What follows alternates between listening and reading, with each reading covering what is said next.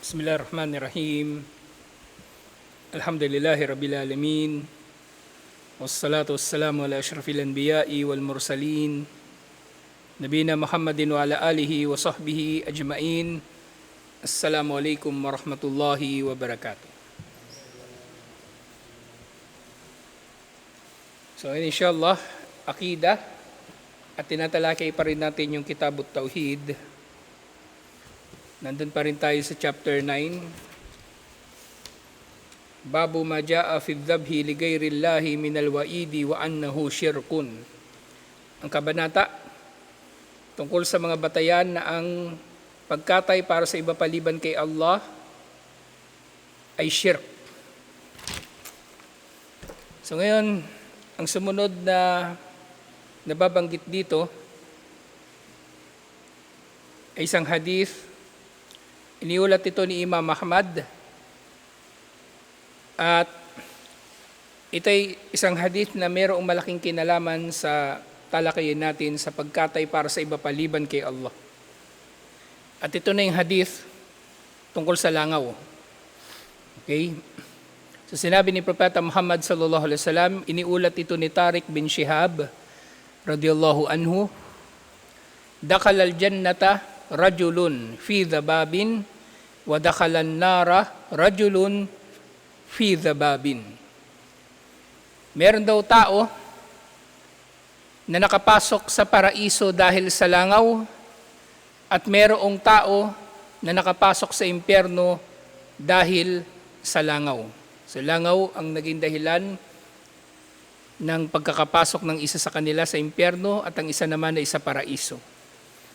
Qalu, sabi ng mga sahaba, wa kayfa dhalika ya Rasulullah? Paano nangyari yun, o sugo ni Allah? Sinabi niya, marra rajulani ala qaumin lahum sanamun la yajuzuhu ahadun hatta yuqarriba lahu syai'an. Napadaan daw ang dalawang lalaki sa isang nasyon ng mga tao na sila raw ay mayroong sinasambang rebulto. At walang sino man ang makakadaan dito liban na lamang na mag-alay muna ng kahit ano para doon sa rebulto. Ibig sabihin kahit ano, hindi naman sila mapili. Hindi naman sila pihikan. Kumbaga, basta mag-alay ka ng kahit ano. Faqalu li ahadihima, sinabi ng mga tao sa isa sa kanila, karrib, mag-alay ka. Yung karrib dito na tinutukoy, hindi yung lumapit. Ang tinutukoy dito yung karrib sa konteksto ng kurban. Kurban, pagkatay. Qala, laysa indi syai'an ukarribu. Wala akong anumang bagay na daladala na pwede kong katayin bilang sakripisyo. Qalu, karrib walaw dhababan. Mag-alay ka, magkatay ka kahit langaw. Faqarraba dhababan, fakalaw sabilahu, fadakhalan nar. So itong tao na ito ay nag-alay nga ng langaw at hinayaan siya ng mga tao na dumaan. At ito yung tao na nakapasok sa impyerno o pinasok sa impyerno. Okay? So, hindi natin alam paano niya kinatay yung langaw. Okay? Hindi na binanggit. Ginilitan ba niya yung langaw o ano bang ginawa niya? Paano ba gigilitan yung langaw? Hindi na binanggit. Basta mahalaga siya yung nakapasok sa impyerno. Wa qalu lil akhar, at sinabi naman nila dun sa isa pa, karrib, mag-alay ka. Faqala ma kuntu liuqarriba li ahadin syai'an dunallahi azza wa jal.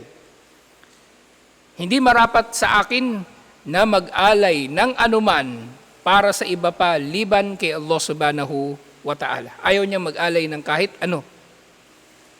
Fadarabu unukahu fadakhalal jannah. Kaya tinaga nila ang kanyang leeg at siya ay nakapasok sa paraiso. Dahil dito sa pagkakataon nito, inshallah, namatay siyang syahid na naninindigan sa landas ni Allah. So yung mga detalye ng hadith na ito. So yung unang tanong, ma ma'na qawluhu fi dababin? Anong ibig sabihin ng sinabi ni Propeta Muhammad sallallahu alaihi wasallam na fi dababin, na dakhala al-jannata rajulun fi dababin at dakhala an-nara rajulun fi dababin? Fi dababin, ibig sabihin ay min ajlihi wa bisababihi. Na ito yung naging dahilan kung bakit sila nakapasok sa impyerno at yung isa naman ay nakapasok sa paraiso. Sumunod na tanong, manawul istifhamu fi qawlihim wa kayfa dhalika ya Rasulullah. So yung tanong ng mga sahaba, kayfa dhalika, paano yun? Kumbaga tinatanong nila, paano yun, kayfa dhalik? Paano nangyari na may tao na papasok sa paraiso at may tao na papasok sa impyerno dahil sa langaw? Kasi kung hindi nila alam, kahit tayo, magtataka talaga tayo. Paano mangyayari na papasok ang tao sa paraiso o impyerno dahil sa langaw? Napakaliit na bagay lang naman nun. Napakaliit na bagay at walang halaga, kumbaga. Walang halaga para sa atin ang langaw. So, nung uri daw ng pagtatanong ang tinanong ng mga sahaba. So, sinabi, ito ay istifhamu ta'ajjub. Ito ay ta'ajjub, pagkagulat, okay? Hindi sila, kumbaga, namimiloso po rito. Hindi sila, kumbaga, nagpaparami lang ng tanong. Kumbaga, sila ay nagtataka o namamangha na meron palang tao na papasok sa paraiso dahil sa langaw at meron palang tao na papasok sa impyerno dahil sa langaw. So ito ay istifhamu ta'ajjub. Pagtatanong dulot ng pagkamangha. Kaannahum taqulu dalika wa ta'ajjabu minhu. Na ito nga ang kanilang sinasabi nang sila ay nagtaka o namangha sa bagay na ito. Nakamangha nga kumbaga hindi ka panipaniwala na ang tao ay papasok sa impyerno dahil sa langaw o sa paraiso dahil sa langaw.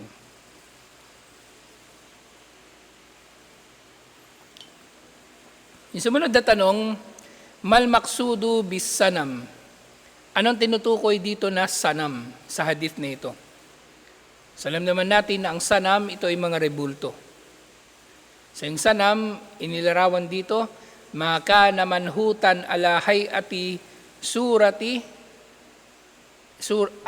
suratin wa abdin wa ubida min dunillah. Maka naman hutan ala hayati suratin wa ubida min dunillah. Ang sanam na tinutukoy, ito yung anumang bagay nga na nililok sa isang hugis o binuo sa isang hugis at ito ay sinasamba bilang katambal ni Allah subhanahu wa ta'ala. So nga natalakay na natin, di ba sa Arabic, merong tinatag na wathan at merong sanam. So sa konteksto nito, ng sinabi na ito ni Sheikh, ang wathan ay mas general at mas specific ang sanam. Yung wathan, kahit anong sinasamba liban kay Allah, maaring puno, maaring bato, maaring imaginary na bagay na iniisip lang ng tao, mga diwata, duwende, kapre, o ano paman, yun ay maaring masabi na wathan, pero specific na uri ng wathan, ito nga yung tinatawag na sanam, at ang sanam ay mga rebulto. Mga rebulto. O anumang Diyos-Diyosan na mayroong physical na anyo ng pagiging bato, kahoy, o ano pa mang materyales na iba-iba. At ito ay mayroong ng physical na anyo na nakikilala na kapag nakita mo yung rebulto na yon na mayroong katangian na ganon, malalaman mo na yun ay ang isang particular na rebulto. So sa mga sanam, halimbawa, kapag nakapako sa krus, isipin agad ng kuffar na yun ay o kahit tayo alam natin na yun ay naglalarawan kay Isa alayhis salam. Okay? kapag merong rebulto na may kasamang aso, yun ay si San Antonio o si San Roque, o kung merong rebulto na nakabelo, yun ay maaring rebulto ni Mama Mary at iba't iba pang mga katulad nito. Lahat yun ay tinatawag na sanam, na isang uri ng wathan. Sumunod na tanong, mama na qawluhu, la yajuzuhu ahadun hatta yukarriba lahu shay'an. Anong sinabi dito? Anong ibig sabihin ni Propeta Muhammad sallallahu alaihi wasallam? Sinabi niya walang makakadaan sino man dito, liban na lang na mag-alay sila ng anuman. Yun nga, ay la yamurru bihi wala yata'addahu hatta yukarriba lahu shay'an wa inkal. So sinabi, walang sino man daw ang makakadaan dito o makakatawid sa lugar na yon hanggang sa mag-alay muna sila ng anumang bagay kahit maliit. Kahit maliit. So itong mga kuffar na ito na nadaanan ng mga tao doon, nadaanan ng dalawang tao doon sa kanilang bayan. So mahigpit sila sa kanilang paniniwala na ang sino mang dadaan ay dapat na mag-aalay dito ng kahit ano, kahit maliit na bagay. Na maaring ito ay dulot ng kaalaman nila na wala namang kakayanan o hindi naman lahat ng tao ay may kakayanan na mag-alay ng kambing o kahit manok o baka para sa rebulto nito. Kaya humihiling na lang sila ng kahit na ano na uri ng iaalay na hayop. At sa konteksto dito, yung ngayon, yung karib, ang tinutukoy dito kurban. Kurban, ibig sabihin pagpapalapit. At ang kurban, isa itong tawag din, synonymous ito doon sa udhiya. Ang udhiya, yung hayop na sinasakripisyo, maaari ring tawagin na kurban. So ito yung tinutukoy dito sa yukarrib, hindi yung lumapit na karib. Ang tinutukoy dito ay kurban. Na nga sa kurban, tinawag itong kurban kasi literally, ang tao na nagsasagawa ng kurban ay nagpapalapit kay Allah o sa sino man na kanyang pinag-aalayan ng kanyang hayop na kinakatay. Kay Allah man ito o rebulto na itinatambal nila sa iba paliban kay Allah. O rebulto na itinatambal nila liban kay Allah. So yun yung tinutukoy dito na yukarrib. Na dito, para lang makomply ito, so gusto nila na kahit ano na lang ang iaalay ng tao, yun nga, tinatanggap nila kahit langaw. Sumunod na tanong, malladhi yukhadu min qawlihi faqarraba dababan faqallaw sabilahu fadakhalan nar. Ano ang makukuhang aral mula sa sinabi ni Propeta Muhammad sallallahu alaihi wasallam na yung isa sa dalawang lalaki na yon ay nag-alay ng langaw at hinayaan na siya ng mga tao, pinahintulutan siya ng mga tao na makadaan at siya nga ay nakapasok sa impyerno. Na dahil dito siya nga ay nakapasok sa impyerno. So yung sagot, bayanu admashirk walau fi shay'in kalilin wa annahu yujibu annar.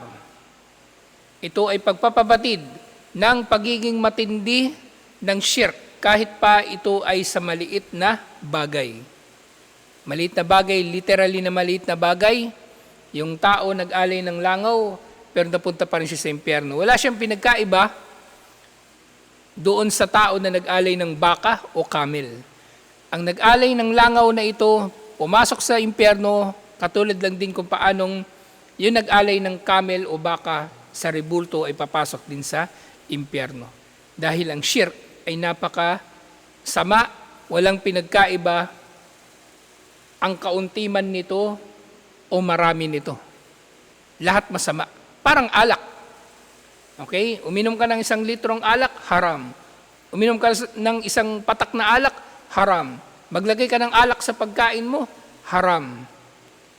So ganun din dito sa shirk, maliit man o malaki ang shirk, shirk pa rin.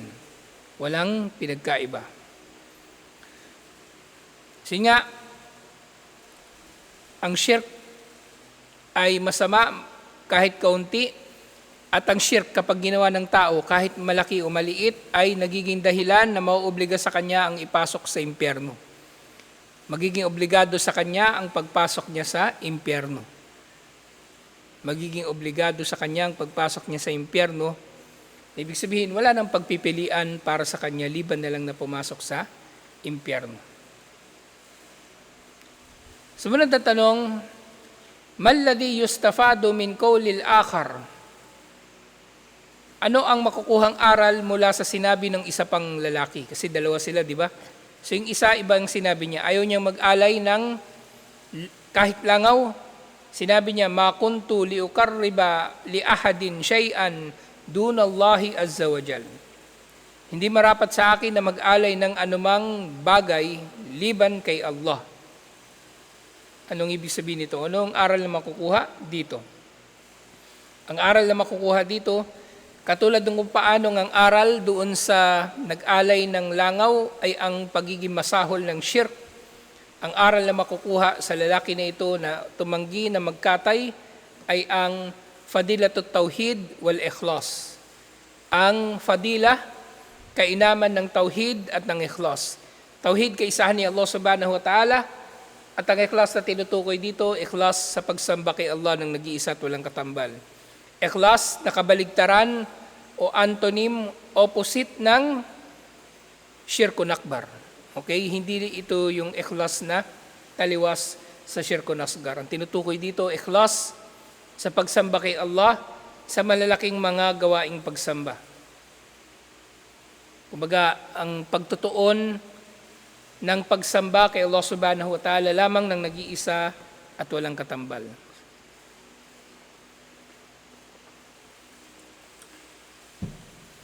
Sumunod na tanong, ma munasabatu hadithi Tariq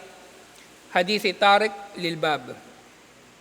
Ano ang kinalaman ng hadith na ito ni Tariq bin Shihab sa kabanata na ito ng pagkatay para sa ipapaliban kay Allah ay shirk? Nasagot, annahu dalla ala anna man dhabaha li ghayrillahi mutaqarriban ilayhi faqad ashrak. Ito ay dalil ng sino mang magkatay para sa iba paliban kay Allah na naghahangad na mapalapit siya rito, ng layunin niya rito ay ang pag-aalay para sa iba paliban kay Allah, ang tao na ito ay nakapag-shirk. So itong huling binanggit na ito ni Sheikh Rahimahullah, ito ang pagpapabatid ng diferensya o ng pinagkaiba ng kaso ng tao na ito na nagkatay ng hayop, na nagkatay ng langaw at pumasok sa impyerno, at kay Ammar bin Yasir. Okay? Si Ammar bin Yasir, pinatay yung magulang niya, pinatay ni Abu Jahal, yung nanay niya, yung tatay niya, tapos siya naman binugbog, na dahil dito, nakapagsalita siya ng mga salita na kung titimbangin o tutuusin ay kufur o kawalang pananampalataya. Pero hindi siya nagiging kafir dahil siya ay napilitan. At ang bagay na yon ay ginawa niya ng walang intensyon na magkufur o hindi manampalataya kay Allah. Pero itong tao na ito na nagkatay ng hayop o ng langaw, hindi naman siya pinilit. Hindi naman siya pinilit. Walang sinabi sa hadith na siya ay pinilit. O maaaring sige, ilagay natin ito sa konteksto na siya ay pinipilit, pero nagiging malinaw na siya ay napunta sa impyerno dahil sa kanyang pag-aalay ng langaw ng merong intensyon. Ng merong intensyon. Na siya nga ay nagkurban ng langaw ng merong intensyon. Okay? So hindi yung ginawa niya lang yung bagay na yon dahil napilitan siya. Nagustuhan niya rin. Nagustuhan niya rin yung pagkatay para sa rebulto. Kaya dahil doon siya ay itinapon sa impyerno. Pero yung kasama niya, nanindigan sa tauhid at yun ay nakapasok sa paraiso. Alhamdulillah. So yun yung distinction nilang dalawa. Na merong hadith sinabi ni Propeta Muhammad sallallahu alaihi wasallam, si Allah daw ay nagpapaumanhin sa umma na ito para sa mga kasalanan, dulot ng khata, nisyan, at ma-istukrihu alayhi. Inna Allah tajawaza li ummati al-khata wa nisyan wa mustukrihu alayhi. Si Allah ay nagpapaumanhin para sa aking umma ng khata, pagkakamali, nisyan, pagkalimot, at mastukrihu ilayhi, ang pagkakamali o kasalanan na nagagawa niya dahil pinilit siya na gawin yun. Dahil pinilit siya na gawin yun. Natatalakay na natin ito dati pa, na kailang ulit nang nabanggit ito, na pinapatawad ni Allah, pinauumanhinan, ibig sabihin, agad-agad patatawarin ni Allah. Hindi na ito itatala bilang khati'ah o kasalanan. As in, hindi ito papansinin ni Allah. Hindi itatala ni Allah o paumanhinan agad ni Allah ang kasalanan na magagawa ng sino man sa umma na ito dahil sa pagkakamali. Bawa yan, nagsala ka ng duhur, wala pa palang oras ng duhur, walang kasalanan doon inshallah. Walang kasalanan. Nagkamali ka ng pagtansya sa oras, walang problema. Pero kailangan mo ulitin ang sala mo. Kasi hindi tanggap ang sala nang wala pa ang tamang oras. Wala kang kasalanan, pero kailangan mong bayaran ang sala na yun. O kailangan mo pa rin gawin ang sala na yun. Kasi hindi naman tanggap talaga yung duhur na ginawa mo na wala pa ang oras. Okay? Wala kang kasalanan, pero nananatili sa iyo ang obligasyon. Okay? Wala kang kasalanan, pero nananatili sa iyo ang obligasyon na magsala ng duhur. Yun yung example ng khata. Yung nisyan, syempre ganun din pagkalimot. Na yung sala uli, yung gawin nating yung sala uli, yung gawin nating sample, may isa pang hadith, sinabi ni Propeta Muhammad sallallahu alaihi wasallam, man nasiya aw nama alas salah falyusalliha idza dzakaraha. Sino man daw ang makatulugan niya ang sala o makalimutan niya ang sala, magsala siya kapag naalala niya ito. Kapag naalala niya ito. Okay? Busy ka, hindi mo naalala yung oras ng sala, nakalimutan mo yung oras ng sala, naalala mo lang tapos na yung sala, oras na ng asar, hindi ka pa pala nakapagduhor, walang problema inshallah kung nakalimutan mo talaga. Pero hindi kasama dito yung sinadya mong kalimutan. Okay? Ang mapapaumanhinan lang yung hindi sinasadya. Inga, dahil sa pagkalimot. Ganon din yung tao na nakatulog na halimbawa nagising siya, natulog siya ng umaga, tapos nagising siya alas 4 na, asar na. Hindi pa siya nakapagduhor, so gawin niya yun, inshallah. At ulitin ko, hindi rin kasama dito yung sinasadya na hindi magising para sa sala. Okay? Lalong-lalo na ngayon, yung mga tao, meron namang paraan para magising sa tamang oras, meron namang alarm clock, pwede ka naman magbilin sa mga kasama mo sa bahay, nagisingin ka pag oras na ng sala. Yung tao na yun, na nakakatulugan pa rin niya ang sala sa kabila ng meron namang paraan para siya ay magising para sa sala, hindi siya mapapaumanhinan, nagkakasala siya. Nagkakasala siya. Meron namang alarm clock, meron namang gigising sa kanya pero hindi niya ginawa. Para matiyak na siya ay gigising para sa sala, hindi yun mapapaumanhinan. Kapabayaan pa rin yun. At malaking kasalanan ang pagpapabaya sa sala kahit isang sala lang yun. Okay? Pero yun nga dito, yung nakatulog, yun nga, hindi niya sinasadyang mapahaba ang kanyang tulog, mapapaumanhinan siya inshallah. Ang tanging kabayaran na gagawin niya, wala siyang ibang kailangang gawin, liban na lang na gawin ang sala. Ngayon yung panghuli, yung mastukrihu ilayhi, anumang ipilit sa kanya, ang pamimilit na ito na tinutukoy, yung pamimilit na mailalagay ang iyong buhay sa panganib. Na mailalagay ang iyong buhay sa panganib. Na sa mga pagkakataon na ito, ma-a-apply dito yung kaida, ad-darura tubihul mahdurat. Ang matinding pangangailangan ay maaaring magpahintulot sa ipinagbabawal. So dito na papasok unang-unang halimbawa Wala ka na ibang makain, baboy na lang, edi kumain ka na ng baboy kaysa mamatay ka sa gutom. Pinahintulutan na yun. Okay?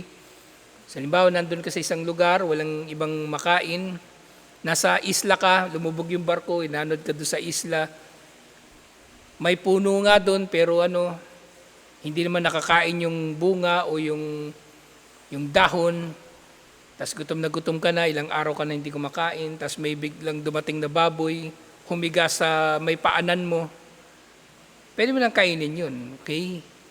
Pinahintulutan na. Yun ang isa sa halimbawa na napilitan ka dahil sa matinding pangangailangan. Kaya halimbawa nga rin yung nangyari kay Ammar bin Yasser, na sinasaktan na siya, halos papatayin na siya. So maaring yung ginawa nga niya ay pinaumanhinan na ni Allah. So yun nga, ayon din sa sinabi ni Propeta Muhammad sallallahu alaihi wasallam tungkol sa nangyari na yun. Okay? Pero yung yayayain ka, halimbawa, sumama ka sa Christmas party, kasi pag hindi ka sumama sa Christmas party, break na kayo ng syota mo, hindi nanganganib ang buhay mo dun. Hindi mo pwedeng gagawin yun. Sasabihin mo, matinding pangangailangan. O kaya, may gusto kang bilhin, bagong cellphone, wala kang pera, maungutang ka sa Bombay, 5-6. Hindi yun matinding pangangailangan. Hindi yun justifiable. Okay? Hindi nagiging justifiable ang pangungutang sa 5-6 dahil sa bagay na yun. Pwede pa siguro, maintindihan natin. Pambili ng gamot, mamamatay na yung pasyente, utang ka sa Bombay, pwede, inshallah. Pero syempre, may iba-ibang antas ng pag-unawa sa bagay na ito. Ang unang-una, mas marapat sa tao yung manalig kay Allah at umiwas sa paggawa ng haram upang makaligtas mula sa isang panganib o mula sa isang suliranin. Katulad ng sinabi ni Allah, "May yattaqillaha yaj'al lahu makhraja wa yarzuquhu min haythu la yahtasib." Sino man ang matakot kay Allah, ay bibiyayaan siya ni Allah ng solusyon, matatakasan mula sa kanyang problema, at bibiyayaan siya ni Allah mula sa hindi niya inaasahan. So darating ang tulong ni Allah. Sa oras na gustuhin ni Allah na makarating sa iyo ang tulong. Hindi tayo nagmamadali. Dapat kung kailan darating ang tulong ni Allah. So doon sa napilitan, so yun nga, ito ay para sa mga matinding pangangailangan lang, na maaring nanganganib ang buhay ng tao at ang makakapagligtas lang sa kanya ay ang pagpapahintulot ng ilang mga ipinagbawal. Halimbawa niyan, yung napakagandang example dito sa bagay na ito. Di ba bawal mong pipinsalain ng tao? Bawal mo siyang susugatan, bawal mo siyang sasaktan. Pero ang tao na ooperahan, sinasaksak yun ng doktor. Binubutas ng doktor yung katawan niya. Inooperahan siya. Pinahintulutan yun kasi may matinding pangangailangan. Sa Islam, pag may namatay, dapat ililibing agad.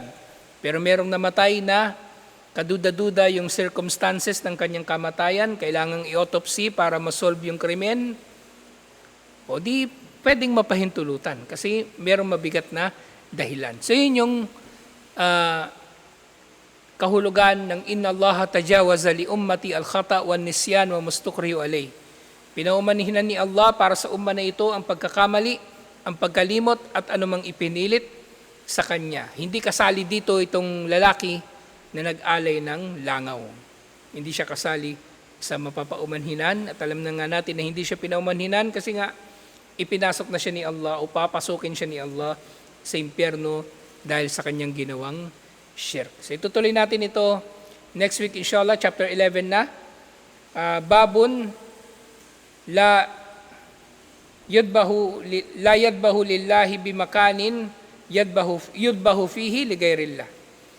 Ang kabanata tungkol sa pagbabawal ng pagkakatay para kay Allah ng anumang hayop sa lugar na kung saan kinakatay dito ang mga hayop para sa iba paliban kay Allah. Na technically ito nga yung halimbawa merong altar na kinakatay dito yung hayop para sa mga Diyos-Diyosan, bawal ka magkatay doon kahit yung kakatayin mo pa ay para kay Allah. So lilinawin natin itong bagay na ito inshallah. Assalamualaikum warahmatullahi wabarakatuh.